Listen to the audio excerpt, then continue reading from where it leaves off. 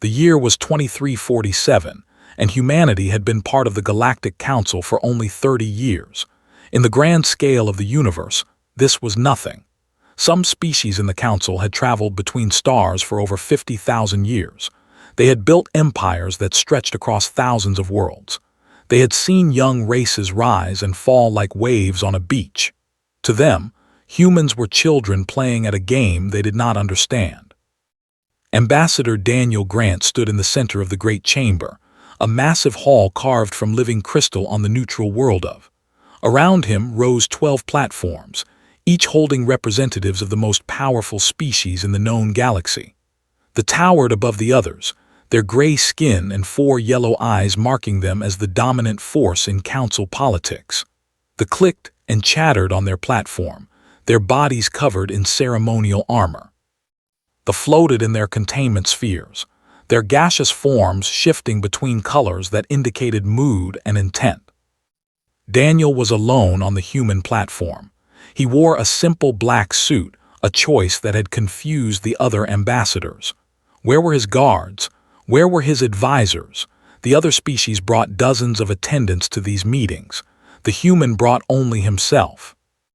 High Chancellor of the Dominion activated the speaking crystal. His deep voice filled the chamber, translated instantly into every language present. The Council has reached a decision regarding the human question, announced. After careful study, we have determined that humanity poses a significant threat to galactic stability. Your species breeds at an alarming rate. Your expansion into colonial territories has exceeded all projections. Your military technology, while primitive by our standards, advances at a speed we find troubling. Daniel listened without expression. He had expected this. Earth's intelligence services had warned him months ago that the Council was planning something. They had intercepted communications, decoded secret transmissions, and pieced together the truth. The older species were afraid, and afraid species did dangerous things. Therefore, continued, the Council demands the following. First, humanity will surrender 70% of its colonial territories to Council administration. Second, the Earth Defense Fleet will be reduced to no more than 50 vessels, sufficient only for system patrol duties. Third, all research into advanced weapons, artificial intelligence, and faster-than-light technology will cease immediately. Fourth, human population growth will be limited to replacement levels only.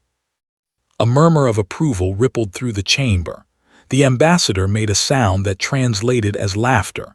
The pulsed with satisfied blue light.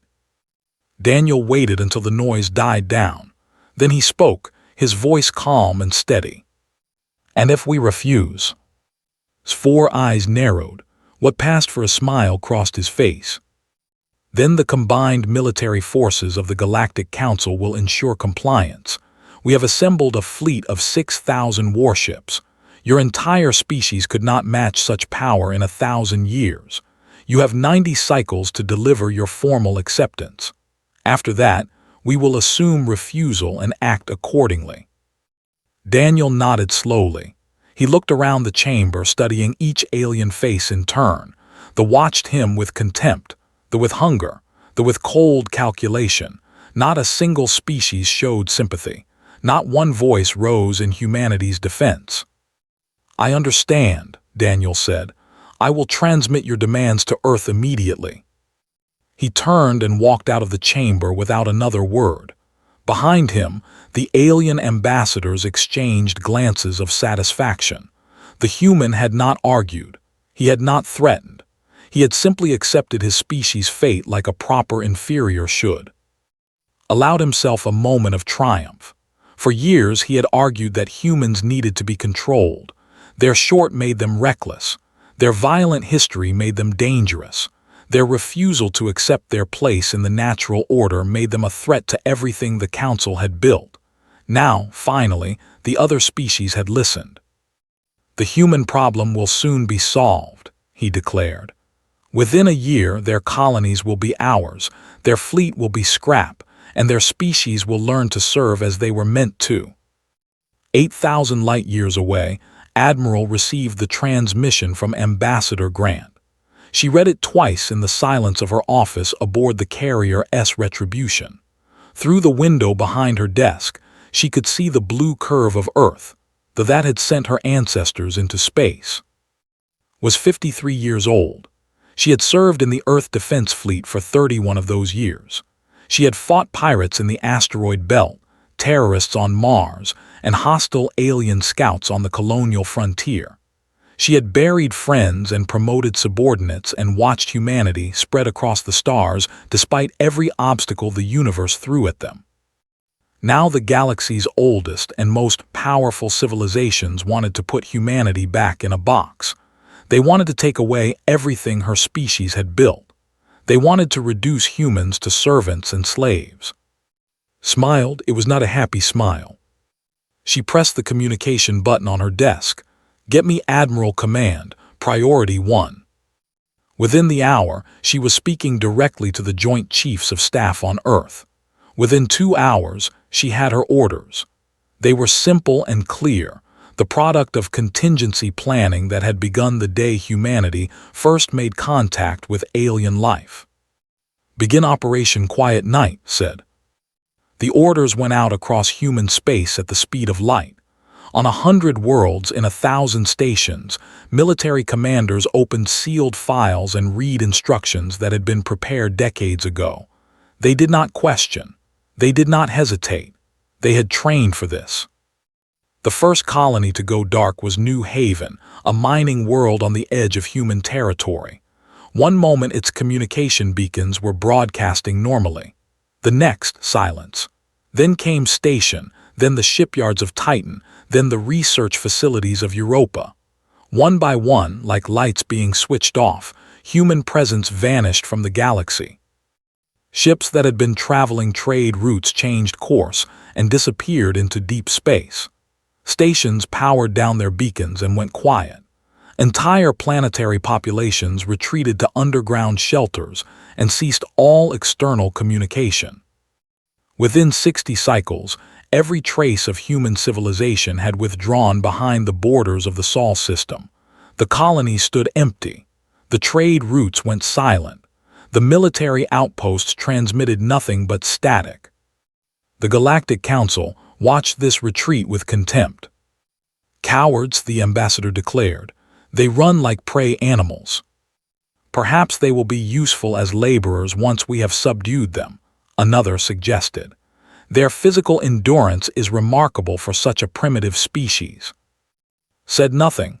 Something about the human retreat troubled him, though he could not identify what. It had been too clean, too organized, too fast. In his experience, species facing extinction did not withdraw in perfect order. They panicked. They fought. They made mistakes. The humans had made no mistakes, but pushed his doubts aside. What did it matter how they retreated? The outcome was inevitable. The Council's fleet would arrive at Sol, destroy whatever pitiful defenses humanity had gathered, and end the human threat forever. He did not know that across Council space, in systems far from any human colony, tiny machines were waking up. Programs planted years ago in alien computers were activating. Microscopic drones hidden in ventilation systems were beginning to move. Humanity had spent 30 years preparing for this moment. They had smiled and traded and played the role of the eager newcomer. And all the while, they had been planting seeds that the Council had never noticed. Those seeds were about to bloom. And by the time the Council understood what was happening, it would be far too late. 3 months passed after humanity retreated to the Sol system. The Galactic Council used this time to prepare the largest military operation in recorded history. Ships gathered from 9 different species, forming an armada that stretched across light years of space. 6,000 warships carrying millions of soldiers, enough firepower to crack planets open like eggs. Admiral of the commanded this great fleet. He was ancient by any standard, over 4,000 years old, and he had led campaigns against a dozen species. None had lasted more than a few months. The humans, he believed, would be even easier. They had already shown their cowardice by running away. Now they huddled in their home system like animals trapped in a cave, waiting for the hunters to arrive. "We will offer them one final chance to surrender," announced to his command staff. "When they refuse, as they surely will, we will burn their fleet and occupy their worlds. Within a year, Earth will be a council protectorate, and humans will learn their proper place." His officers agreed. Victory was certain. The only question was how quickly it would come. But while prepared his invasion, strange things began happening across council space. It started small. On the planetary defense network went offline without warning. Technicians swarmed over the systems, running every diagnostic they knew. They found nothing wrong. The hardware was perfect. The software showed no errors. The system simply would not respond to commands. "A temporary malfunction," the military command declared. "We will have it repaired within days." They never did. On the colony of Prime, atmospheric processors began producing toxic compounds instead of breathable air. 12 million lived on that world. Within hours, the air became poison. Emergency evacuations saved most of the population, but the planet itself was lost. It would take centuries to make it habitable again. The Science Council examined the processors remotely. What they found made no sense. The machines had not been sabotaged in any obvious way. Instead, their programming had been altered at a deep level, so deep that the changes were nearly invisible. Someone had rewritten the fundamental code that controlled the processors, and they had done it years ago. "Impossible," the chief scientist declared. "No one could have accessed these systems. They have been under control since the colony was founded." But the evidence was clear. Someone had been inside their systems for a very long time. Trade routes became dangerous. Navigation beacons that had guided ships for suddenly began sending false signals. Vessels that trusted these beacons found themselves flying into asteroid fields or the crushing gravity of gas giants. Communication relays broadcast gibberish or fell silent entirely. The infrastructure that the Council had built over thousands of years was failing, piece by piece. Then the ships started disappearing. A dreadnought vanished near the Orion Spur. It was one of the most powerful warships in the galaxy, crewed by 3,000 soldiers. One moment it was traveling toward the gathering point for the invasion fleet. The next moment it was gone. No distress call, no debris, nothing. Another dreadnought disappeared a week later. Then a supply convoy of 40 ships. Then a battle group that had been patrolling the border regions. Each time there was no warning, no evidence of attack. The ships simply ceased to exist. Fear began to spread through the Council. What was happening? Who was responsible? Some blamed pirates. Others spoke of ancient weapons from forgotten wars. A few whispered the truth, but no one wanted to believe it. The humans could not be responsible. They had retreated to their home system. Their technology was primitive. They could not possibly be striking at the heart of Council space without anyone noticing. Could they? Deep beneath the ice of Europa, in a facility that officially did not exist, Commander Chris Palmer sat in the control room of Station Omega. Around him, 200 technicians monitored systems that stretched across the galaxy. Screens showed real-time data from every corner of Council space. Lights blinked as sleeper programs activated, as hidden drones completed their missions, as the infrastructure of the enemy crumbled from within. "Prime is evacuated," Lieutenant Amy Dawson reported from her station. "Atmospheric contamination reached critical levels 6 hours ago." Chris nodded. He felt no joy at the news. 12 million people had lost their homes because of his orders, but this was war, even if no one had declared it yet. The Council wanted to enslave humanity.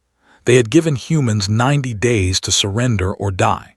Chris and his team were simply making sure that when the fighting started, humanity would not be the one dying. "What about the ships?" he asked. "All 3 targets eliminated," Amy replied. "Hunter-killer drones confirmed destruction. No survivors." Good, continue operations. Focus on their communication networks next. I want them deaf and blind by the time they reach Sol. The plan had been decades in the making. From the moment humanity first encountered alien life, Earth's leaders had understood a simple truth. The galaxy was ruled by old species who saw younger races as threats to be controlled. Humanity could either accept this and become servants, or they could prepare to fight. They chose to fight. For 30 years, human agents had infiltrated Council space. They had planted microscopic drones in alien computer systems. They had hidden sleeper programs in communication networks. They had placed surveillance devices in military installations, government buildings, and private homes. They had mapped every weakness, every vulnerability, every crack in the foundation of the enemy's power. The Council thought they knew humanity. They thought humans were young and foolish and easy to defeat. They did not understand that humans had been fighting wars since before they learned to write. Earth's history was written in blood. Every generation of humanity had faced enemies who wanted to destroy them, and every generation had survived. The Council was just another enemy in a very long list. Phase 2 complete, Amy announced.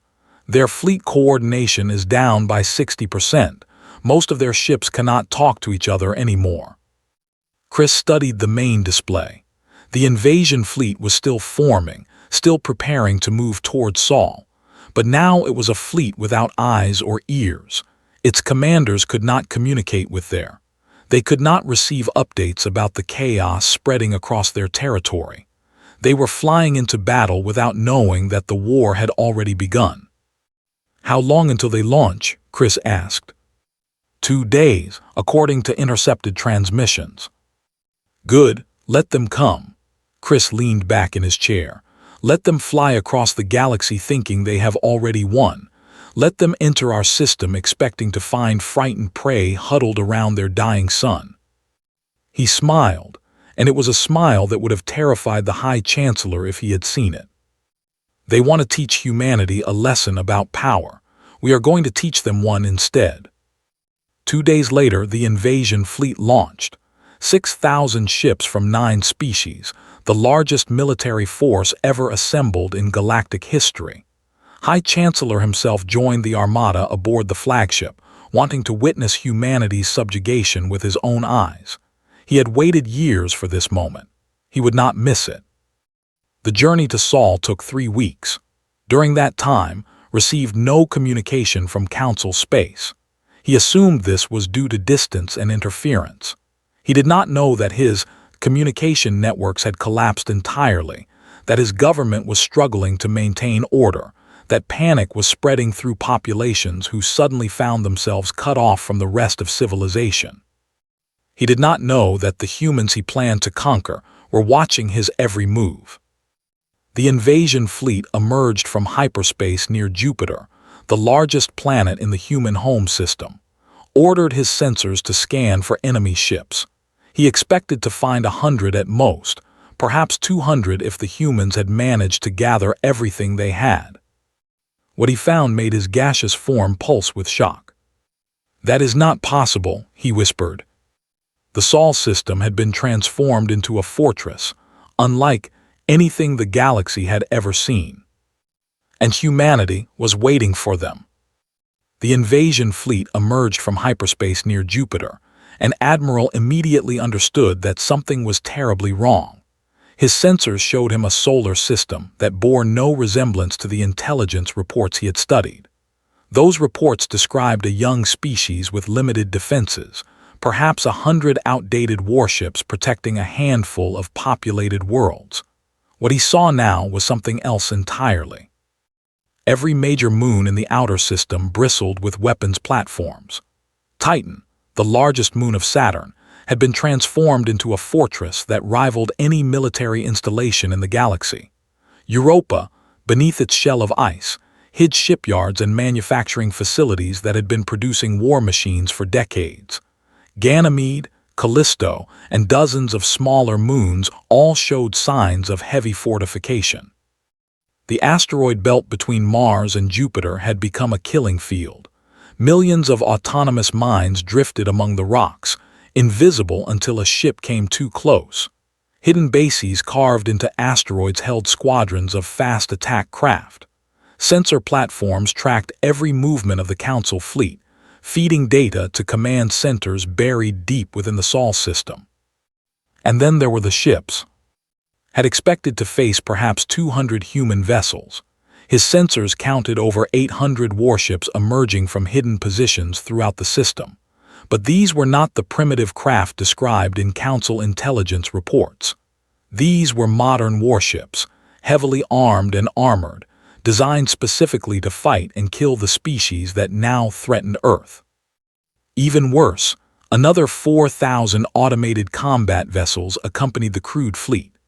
Drone fighters and missile platforms and electronic warfare ships, all controlled by artificial intelligences that the Council had banned humanity from developing.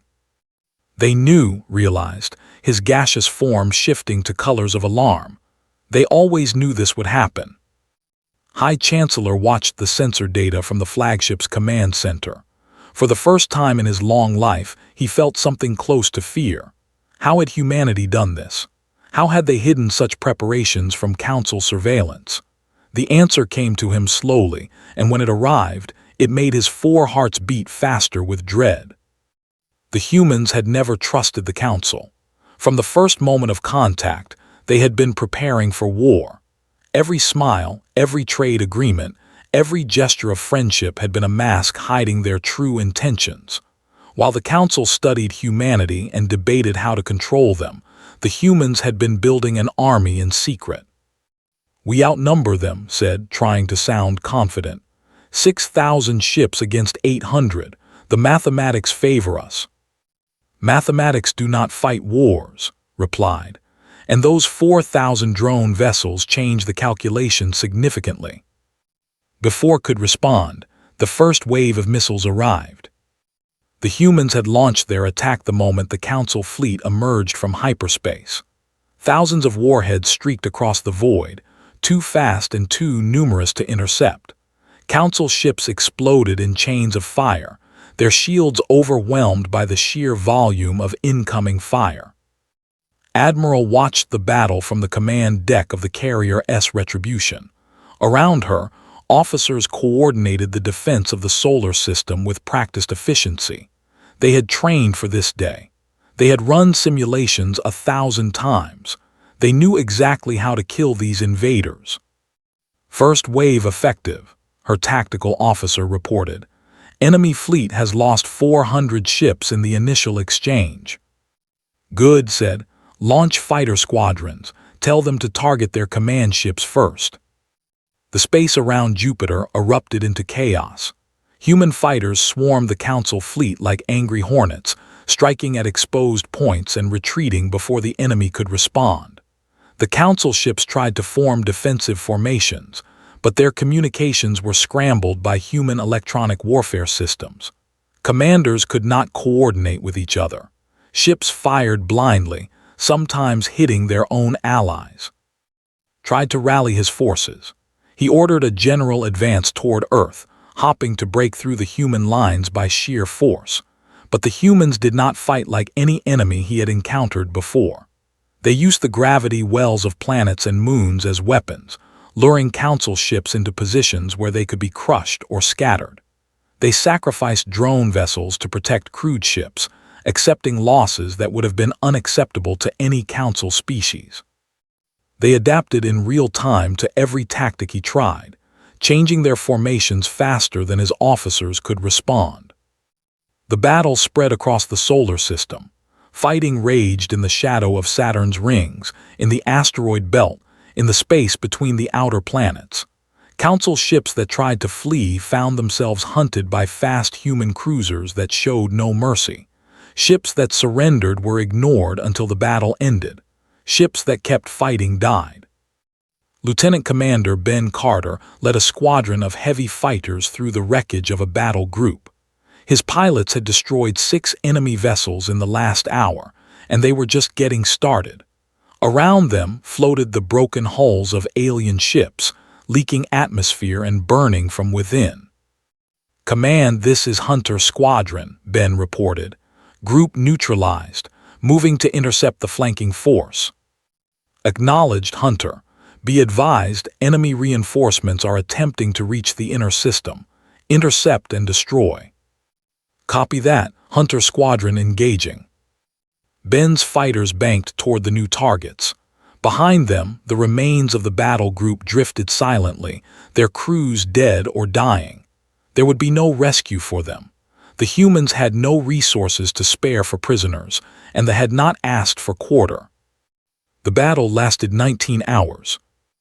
Near the end, Admiral made one final attempt to reach Earth. He gathered his remaining ships for a desperate charge toward the human, hoping to at least strike one blow before the end. But the humans had anticipated this move.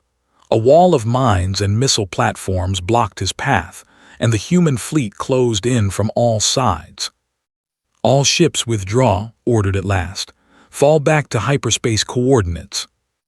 But when the surviving Council ships turned to flee, they made a terrible discovery.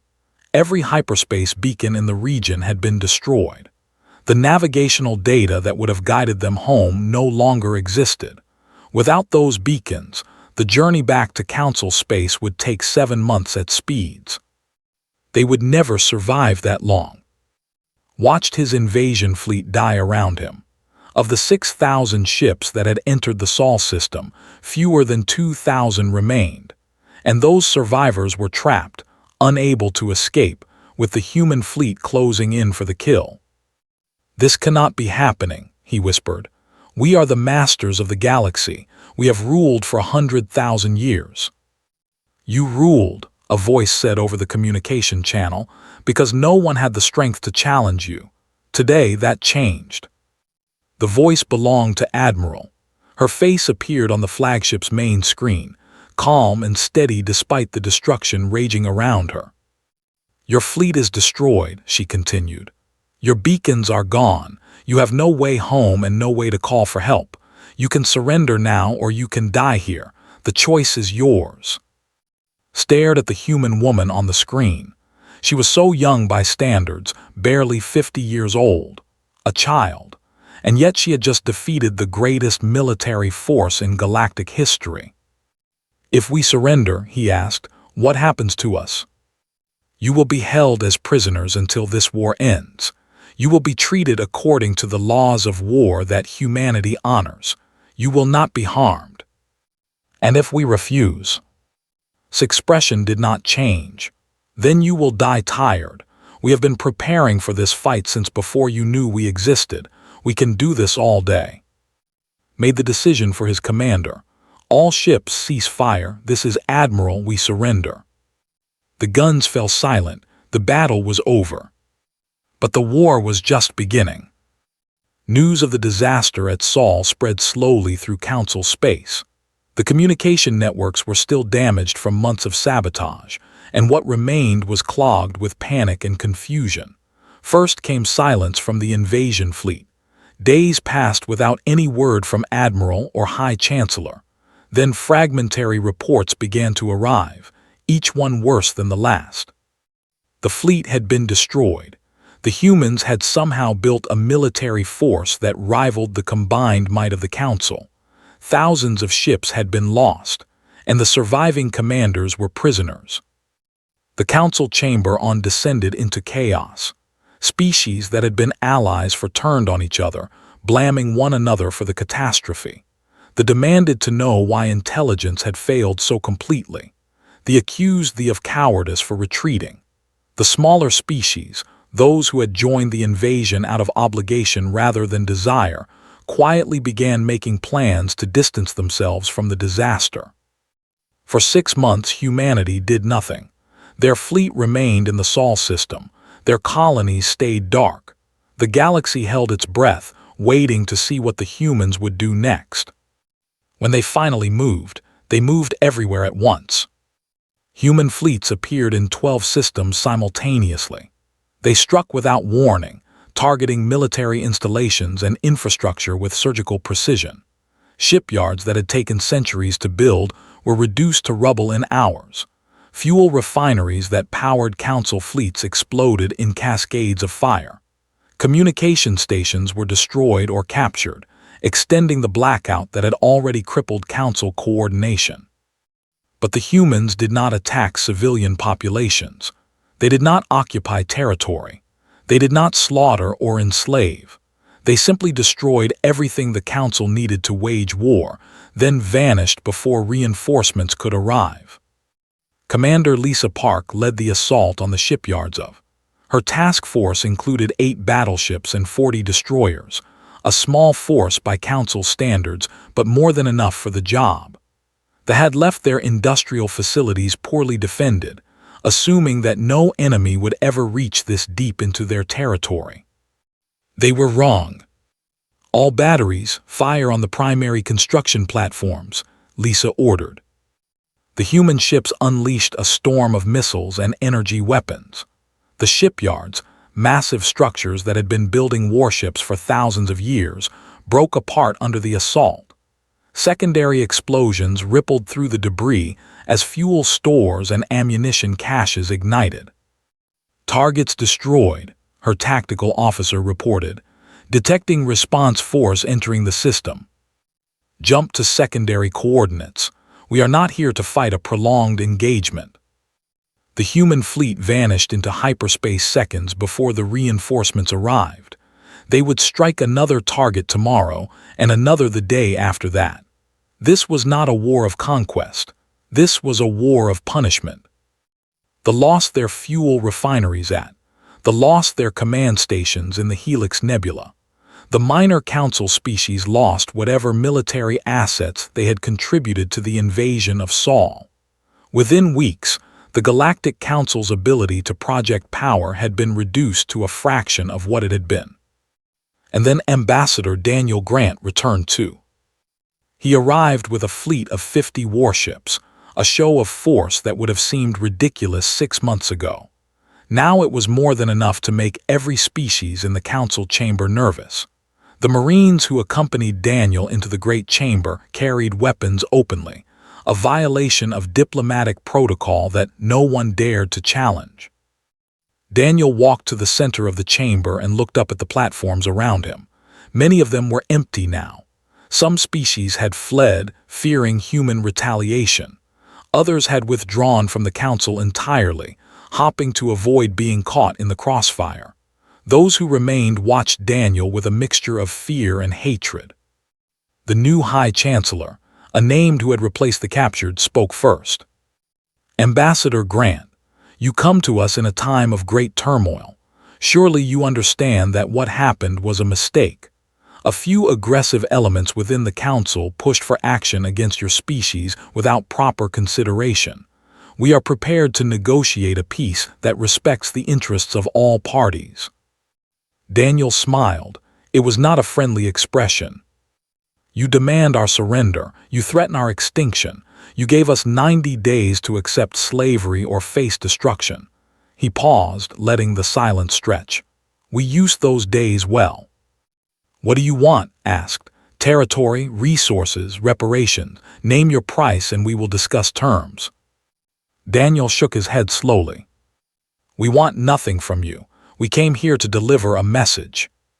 He activated a holographic display that appeared in the center of the chamber. It showed the current state of Council military power compared to what it had been 6 months ago. The difference was stark. The Council's fleet strength had been reduced by more than 80%. Their industrial capacity for building new ships was nearly gone. Their communication networks were shattered, their intelligence services blinded, their alliance fractured. Human forces, meanwhile, had grown stronger. The display showed fleet deployments across a dozen systems, ships that had been hidden or under construction now openly operational. The humans outnumbered the combined military forces of all remaining Council species. For 30 years you treated us as primitives, Daniel said. You mocked our short, you laughed at our violent history.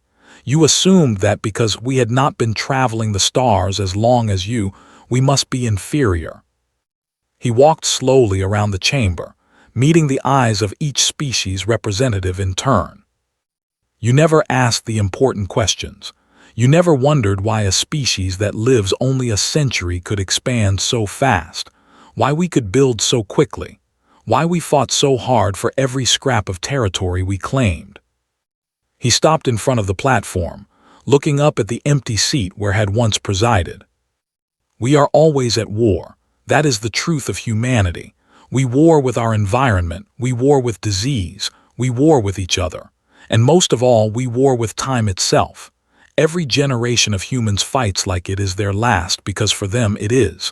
We do not have to plan and prepare. We have decades, sometimes less. Pulsed with agitated colors. You cannot sustain this. Our species live for thousands of years. We will rebuild. We will recover. Time is on our side. Is it? Daniel asked. In 1,000 years, how many human generations will have lived? 40, 50. Each one building on the work of those before.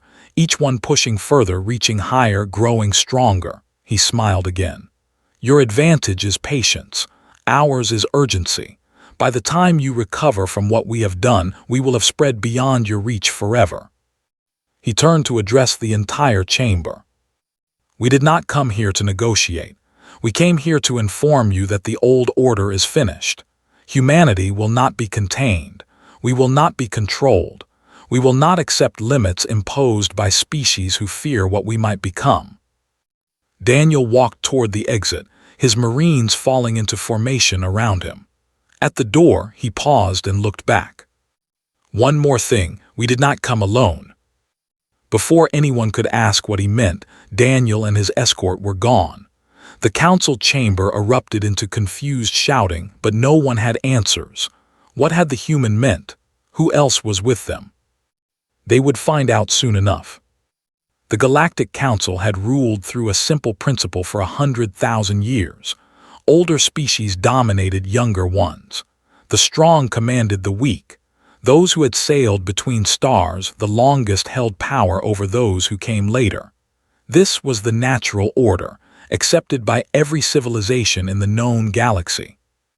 Humanity broke that order in 18 months. The species that the Council had conquered and controlled foresaw what humanity had accomplished. They watched a young race, barely 3 decades among the stars, defeat the mightiest military force ever assembled. They saw the old powers humiliated, their fleets destroyed, their empires shaken. And they began to wonder if perhaps the natural order was not so natural after all. They were the first to reach out. They were a peaceful species, 4-armed beings with gentle dispositions and remarkable skill in engineering. They had conquered them 5 centuries ago and used them as slave labor ever since. Built ships, stations, weapons, and received nothing in return but suffering. A delegation made secret contact with Earth's diplomatic corps 6 weeks after the Battle of Saul. They offered their engineering expertise, their knowledge of systems, and their absolute loyalty in exchange for one thing: freedom. Ambassador Daniel Grant accepted without hesitation. They came next. They were a nomadic species, traveling the galaxy in great fleet cities that had never known. They had pushed them to the galactic rim over the course of, claiming their traditional territories and treating them as homeless wanderers unworthy of respect. They knew the forgotten corners of the galaxy better than any other species. They knew hidden routes, secret bases, lost colonies from ancient wars. They shared everything with humanity in exchange for alliance and protection. Then came the Hollow Ones, the Singing Moons of, and a dozen other species that had suffered under Council rule. Some were conquered peoples seeking liberation. Others were minor powers tired of being ignored and exploited. All of them saw in humanity something they had never seen before, a species that fought back and won. Admiral retired from active service 2 years after the war began. Her health had declined during the final campaigns, and she knew it was time to pass command to younger officers. But she did not fade into obscurity.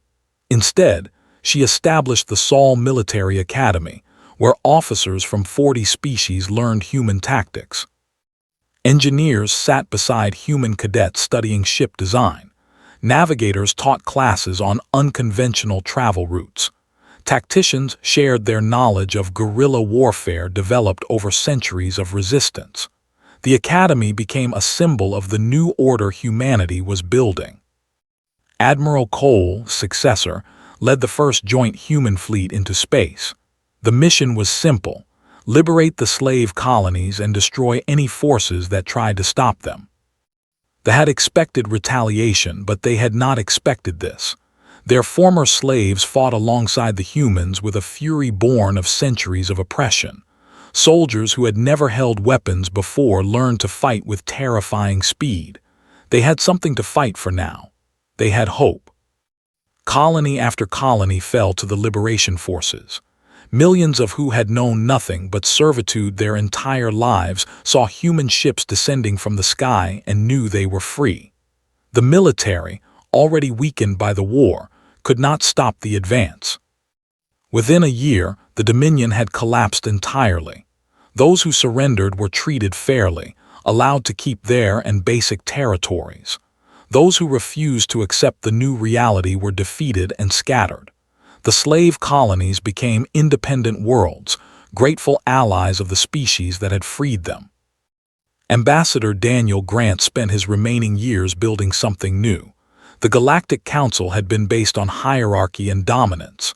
The Terran Compact, as Grant named his creation, was based on mutual defense and equal representation. Every species that joined had an equal voice. Every world was sovereign. No member could conquer or exploit another without facing the combined opposition of all. It was an idealistic dream, and many said it would never work.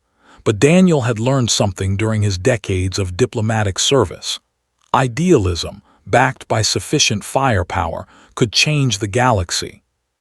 By the time he died at the age of 93, the Terran Compact included more member worlds than the Council. Former enemies had become allies. Former slaves had become equals. The old powers watched with growing despair as their influence shrank year by year. High Chancellor of the Dominion lived for another 2,000 years after his capture at the Battle of Saul. He was eventually released as part of a prisoner exchange, returned to a that barely recognized him. They had lost most of their colonial territories. Their military was a shadow of its former strength. Their economy depended on trade with species they had once considered inferior. Spent much of his remaining life writing his memoirs. He wanted future generations to understand how they had fallen so far so fast, how a species that had ruled for could be brought low by primitives who lived less than a century. We saw their mortality as weakness, he wrote. We did not understand that it was their mortality that made them dangerous. They do not have time for patience. They do not have time for fear. They do not have time to wait for perfect opportunities or perfect plans. They must act now, always now, because for them there may be no tomorrow. He described watching human soldiers during the war, their reckless courage in battle, their willingness to sacrifice themselves for comrades, their absolute refusal to surrender or despair even in hopeless situations. We fight wars over decades, sometimes centuries, he wrote. We calculate costs and benefits. We accept losses when the mathematics favor retreat. Humans do not think this way. They fight every battle as if it were their last. They spend their lives like coins, knowing they cannot save them. This makes them unpredictable. This makes them terrifying. The final entry in his memoir was written 300 years after the Battle of Saul. By then, humanity had spread across half the galaxy. Human colonies existed in regions that the Council had never explored. Human technology had advanced beyond anything the old powers possessed. Human alliances included species that they had never even heard of. They are everywhere now, wrote. They have us. They have the galaxy we knew. We tried to crush them before they became a threat, and in doing so, we made them the greatest power the universe has ever seen.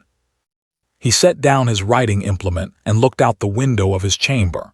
The sky of though was different now.